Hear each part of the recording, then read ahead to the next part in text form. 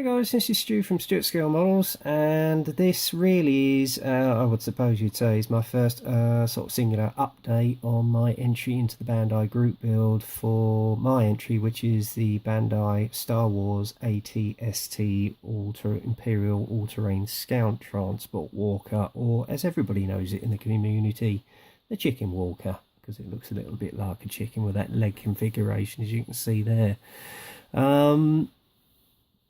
Now, I've come on a little bit since you last saw it on my monthly update. The reason it's taken so long for me to get another update done on this is because I had to do the interior paintwork on the cockpit itself and then put the wash down, etc, etc. But now it's got to a stage where I've got the cockpit assembled, and I have to say it's come up really well. In fact, I'll show you. In fact, if I get there around there, I've actually temporarily got this on sitting on the actual main trestle, as it were. It's not down there properly yet, guys, but it gives you a sort of case. Well, there's my hand, and it does stand quite tall, and this is in 1/48 scale. Excuse me. So it really does look quite impressive. I'm very happy with the way the interiors come out. Now, admittedly, once I get the roof on, there's not a lot you're going to see, but I did it for the hell of it, and I did do a lot of reference material. Now, what I'll do, let's just take that out the way a minute.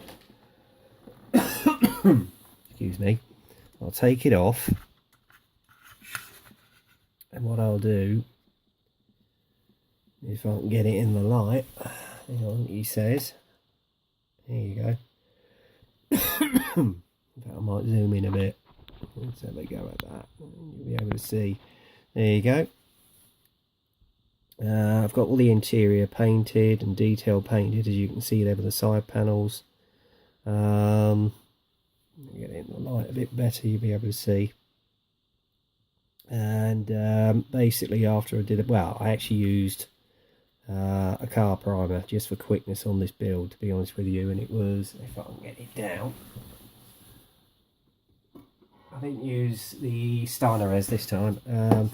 This stuff, Autotech Grey Car Primer. So use that for the interior colour, because I thought that was the nearest sort of colour to what I could see on the sources on Google. So it looks quite effective. So I did that, then painted all the interior details you can see there. And what I did use for that, for reference, is basically Google. I actually put in, if anybody's building this kit and they wanted to paint the interior, Star Wars AT-ST and interior, and it came up with loads and loads of reference stuff on the interior of the AT-ST. Not only that, but other Star Wars vehicles as well. So basically, on that premise, I use that as a source for the right colours and shades and everything, even for the two actual pilots inside, as you can see there. Well, just about. I actually used the same reference again, painted all the detailed paint colours, and then just basically clear coated the interior as well as the pilots, and then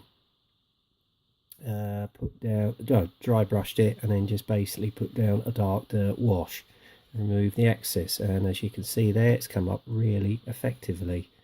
So it's looking very impressive. Now, I know I'm not going to see anything when it's done, but at the end of the day, I thought, what the hell, I want to do it, I know it's in there, job done. And I just love doing things like this, just to basically try and improve my skills, as it were. Let's see if I can get that light to come down, you might be able to see a bit better. Are we going to see any better? Well, you can see it as plain as day as the nose on my face. If I can get it to go in the light, come on. Well, you can see it anyway. I'll basically take some photos and then I'll post them on my Facebook page and maybe a few forums so that you can see the interior. But yeah, she's coming up really well. The only thing I would say these two things here, they say to put them on before you put the side shields on.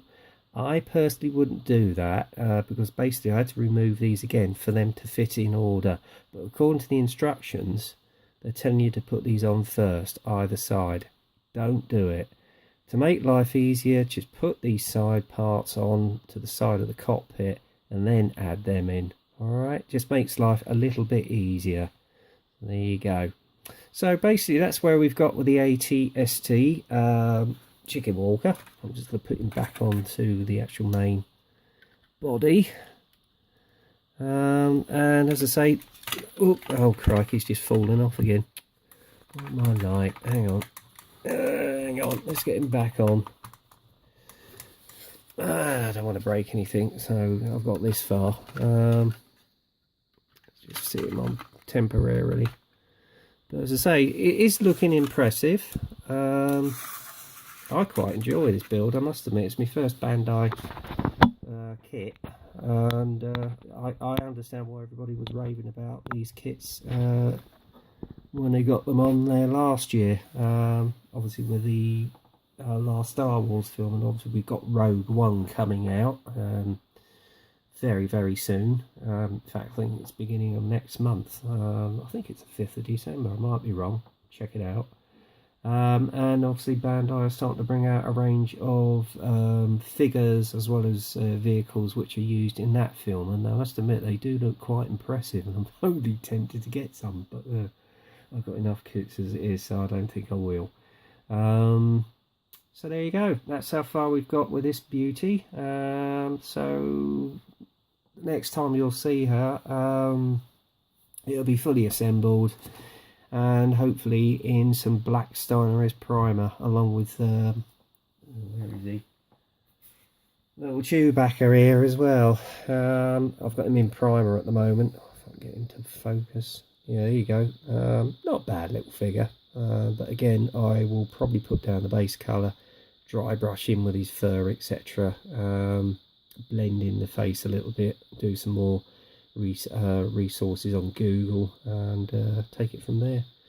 So there you go, that's where we are with this at the moment, in this moment in time for the Bandai group now. So I hope you enjoyed the video, and leave your comments and subscribe, and there we are. So as I say, probably next time you'll see her be on my monthly update, I would assume.